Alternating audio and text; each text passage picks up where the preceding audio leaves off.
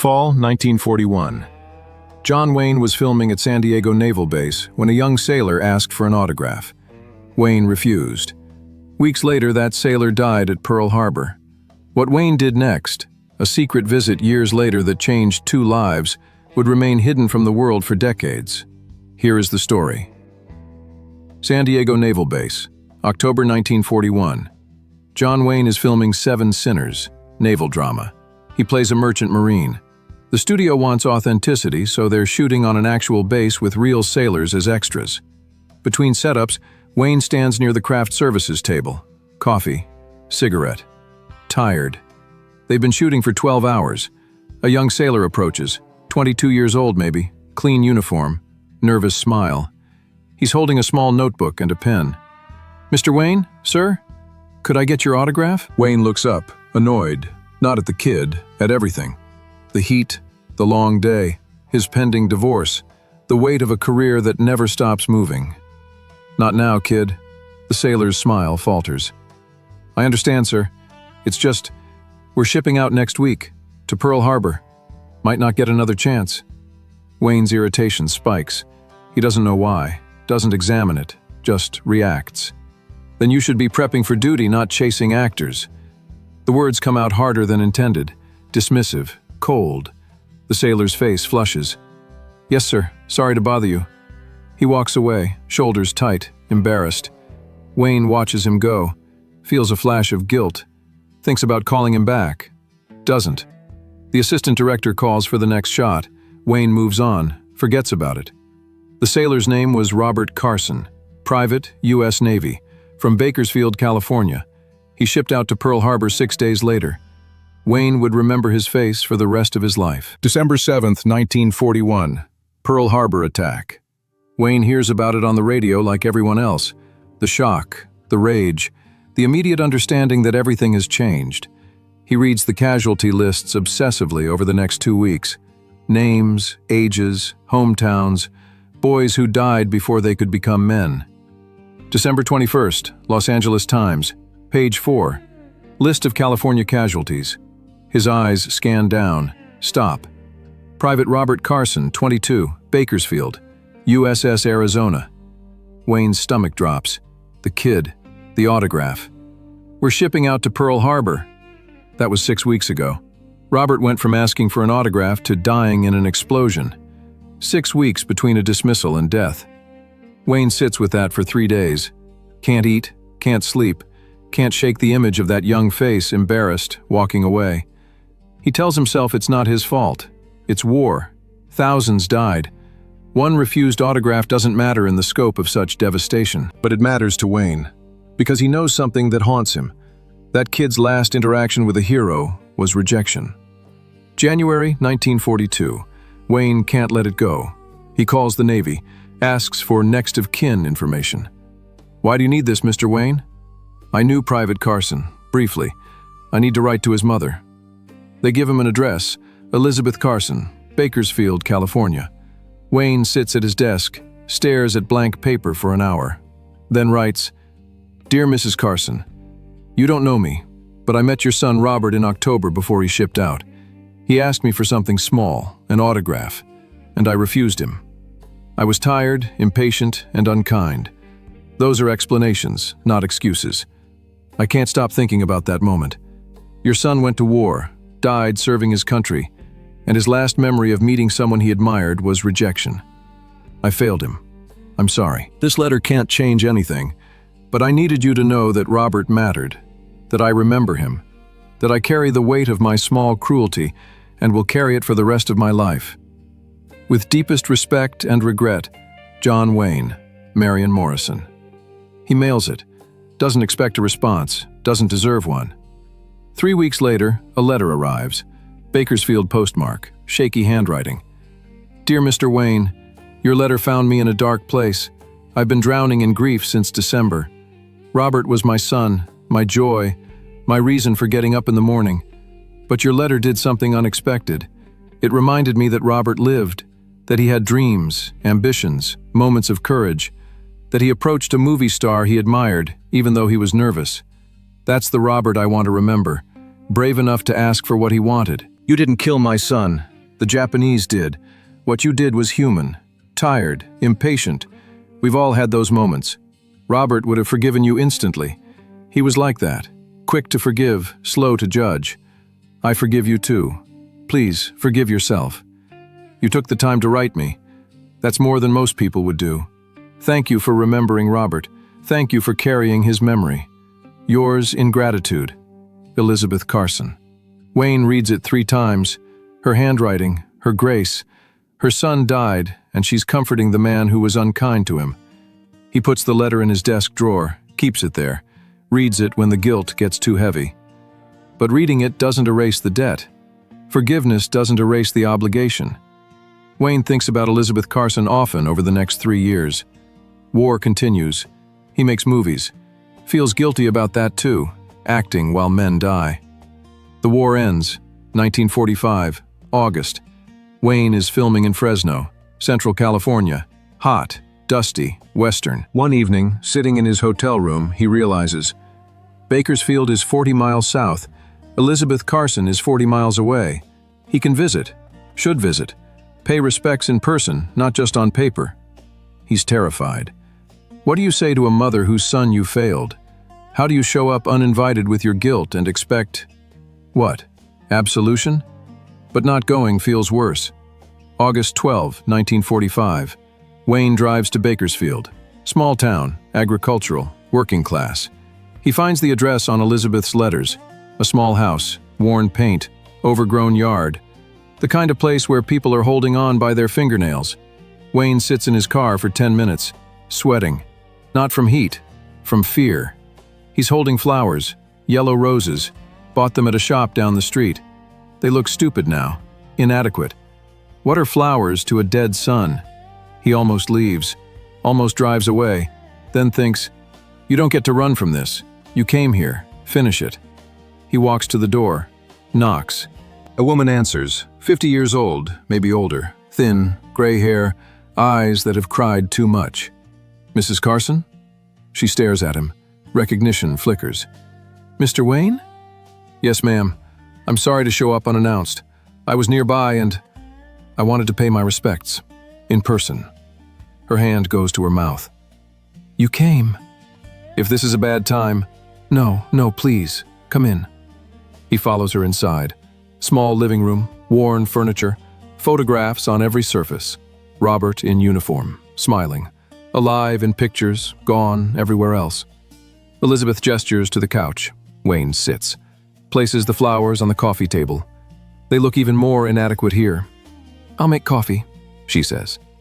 You don't have to. I want to. She disappears into the kitchen. Wayne sits in the silence. Looks at Robert's photos. The guilt is a physical weight on his chest. A door opens.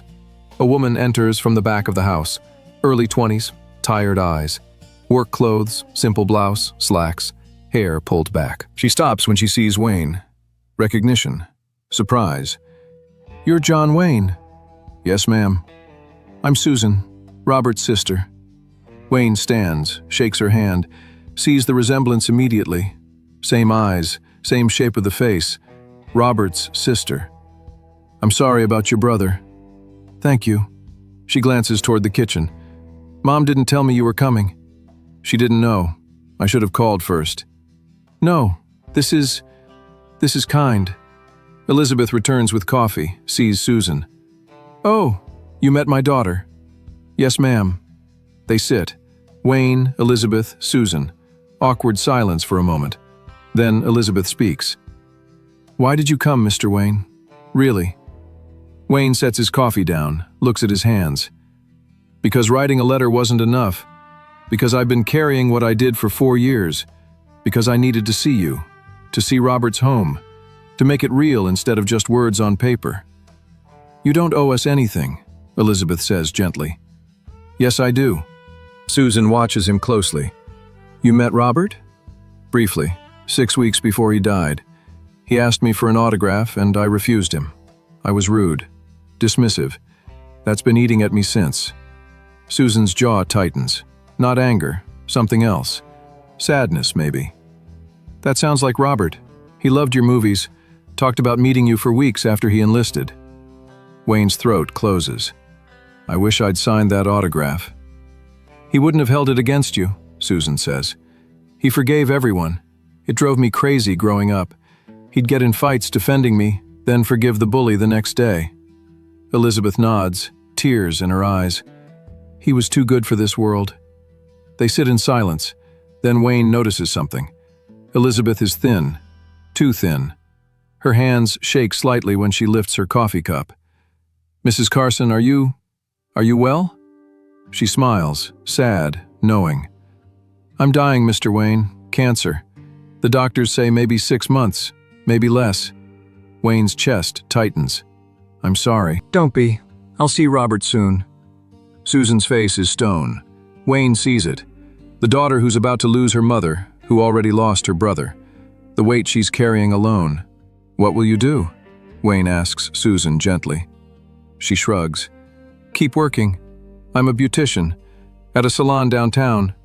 The pay's not much, but it's enough to keep the house until... She doesn't finish. Wayne sees it all now.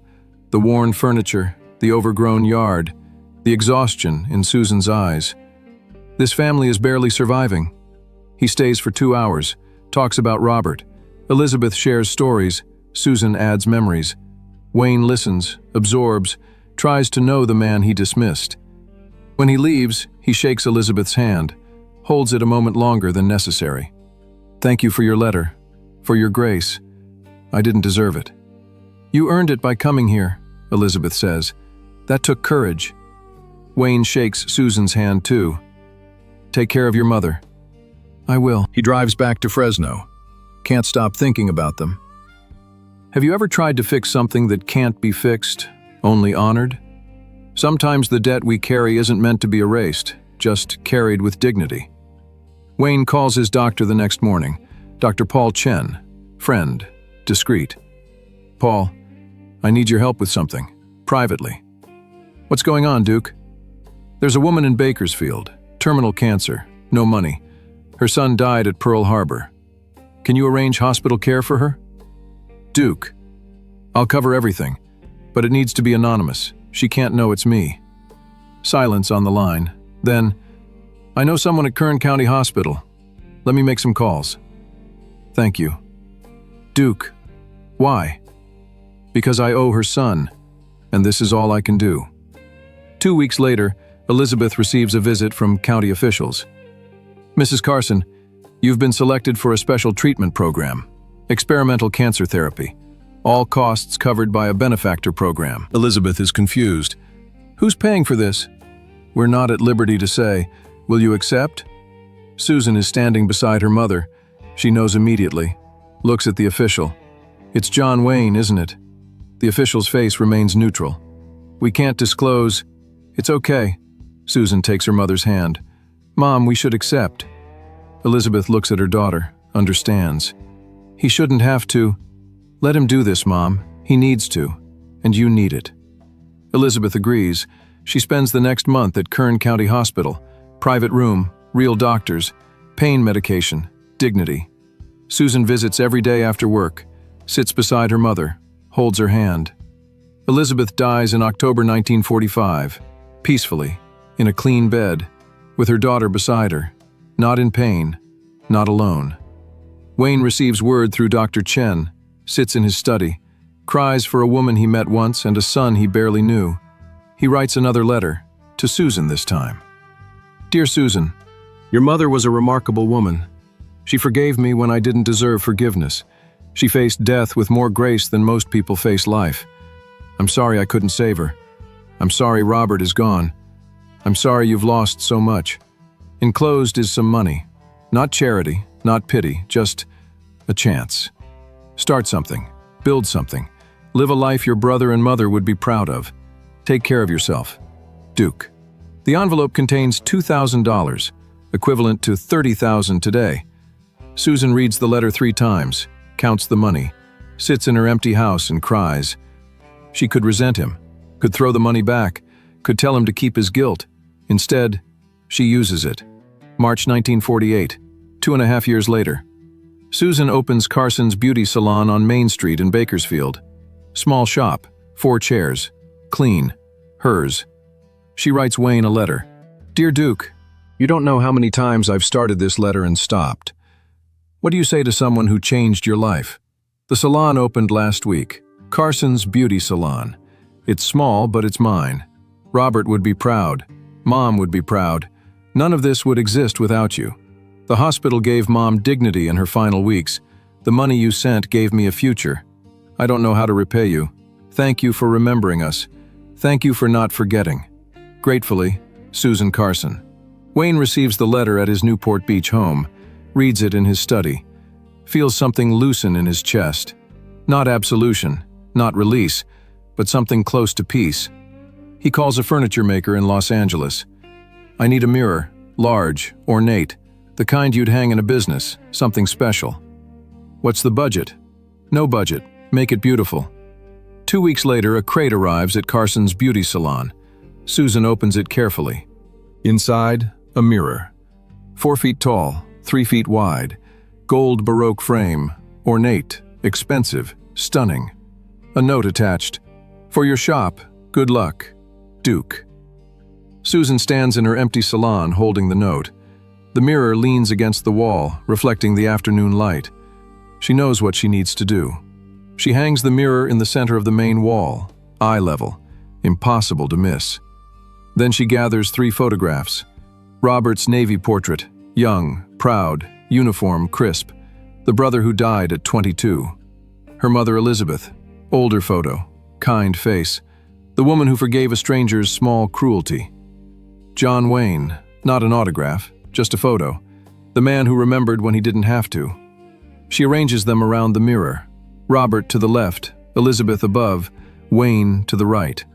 Below the mirror, a small plaque. In memory of Robert Carson, 1919 to 1941. No explanation, no story. Just 3 faces watching over a dream that almost died, but didn't. Carson's Beauty Salon thrives. Women come for haircuts, perms, styling. They sit in the chairs, look in that beautiful mirror, see themselves transformed, and they see the photographs. "Who's that in the Navy uniform?" "My brother Robert. He died at Pearl Harbor." "Oh, I'm so sorry. And the woman?" "My mother." "And is that John Wayne?" "Yes." "Why do you have his picture up?" Susan smiles, doesn't explain. "He was a friend of Robert's." That's all she ever says, never more. The story stays private. Over the years, people ask, customers, new employees, reporters sometimes, when they notice the movie star's photo in a small-town salon. Susan never tells. He's there because he should be. That's all you need to know. The salon runs for 30 years. Women get their hair done. Brides prepare for weddings. Teenagers get their first professional cuts. Grandmothers come weekly. And every one of them looks in that mirror, sees themselves, and sees 3 faces watching from the edges. A sailor who died too young. A mother who forgave too easily. A movie star who couldn't forgive himself. Most don't think about it. It's just decor, pictures on a wall. But some pause. Some stare at that young sailor's face and think about their own sons, their own brothers, the ones who went to war and didn't come back. Some look at John Wayne's photo and wonder, why is he here? What's the connection? Susan never tells them, because some debts are paid publicly, others in silence. Wayne never spoke about the Carson family, never mentioned them in interviews, never used them for publicity or redemption or image repair. He just remembered, helped when he could, then stepped back and let them live. That's what honor looks like. Not grand gestures, not press conferences, just private action, quiet help, sustained remembering. What small cruelty are you still carrying? What apology do you need to make? Sometimes redemption isn't about being forgiven. It's about never forgetting why you needed forgiveness in the first place. Susan ran that salon until she retired in the late 1970s. Sold it to a younger stylist who promised to keep things as they were. The mirror stayed. The photographs stayed. The small plaque stayed. When Wayne died in June 1979, Susan read about it in the newspaper. Closed the salon for the day. Sat in her chair looking at his photograph on the wall. She thought about writing something, a public tribute, a revelation of their connection. Then decided, no. Some stories don't need to be told. Some gratitude doesn't need an audience. She left his photo on the wall, let him watch over her business in silence, the way he'd helped her family in silence. Years later, the salon changed hands again, then again, eventually closed in the 1990s, building repurposed. The mirror disappeared, the photographs scattered, the plaque lost. But for 30 years, that wall held a story. 3 faces around a mirror, a brother's sacrifice, a mother's grace, a stranger's regret transformed into action. Customers looked in that mirror every day, saw themselves, never knew they were also seeing a lesson about honor, responsibility, and the weight of small cruelties. Susan took the story to her grave, never told it publicly, never sought recognition for Wayne's help, never turned private grace into public performance. That's the real story, not what Wayne did, but what Susan chose not to do. She could have gone to the press. "John Wayne paid for my mother's hospital care." The headlines write themselves. She could have written a book, "The Debt John Wayne Carried." It would have sold. She could have used it for sympathy, for business, for validation. She did none of those things. She just hung his photo on her wall, went to work every day, built a life her brother and mother would be proud of, and kept the story private, because that's what honor looks like when no one's watching. The mirror is gone now. The salon is gone. Susan is gone. But somewhere in Bakersfield, people still remember Carson's beauty salon. The kind owner, the beautiful mirror, the photographs on the wall. They don't know the story, don't know about the autograph, the guilt, the hospital, the money, the sustained remembering. They just remember there was a place where you could get your hair done and see a young sailor's face smiling from a frame. And sometimes, that's enough. The memory of remembering, the echo of honor. John Wayne never stopped carrying Robert Carson. From that October day in 1941 until June 1979. 38 years of remembering one small cruelty, one dismissed autograph, one kid who wanted to meet his hero and got rejection instead. Wayne couldn't bring him back, couldn't rewrite the moment, couldn't erase the war, but he could visit the family, pay for dignity in death, give opportunity for life, send a mirror that reflected grace for 30 years. That's all any of us can do. Carry what we did wrong, try to make it right. Never forget the faces of the people we failed. And maybe, if we're lucky, someone like Susan will forgive us. Will hang our photo on a wall. Will let us watch over something beautiful we helped create. Not because we earned it, but because grace doesn't require earning. It just requires remembering, and never, ever forgetting. And unfortunately, they don't make men like John Wayne anymore.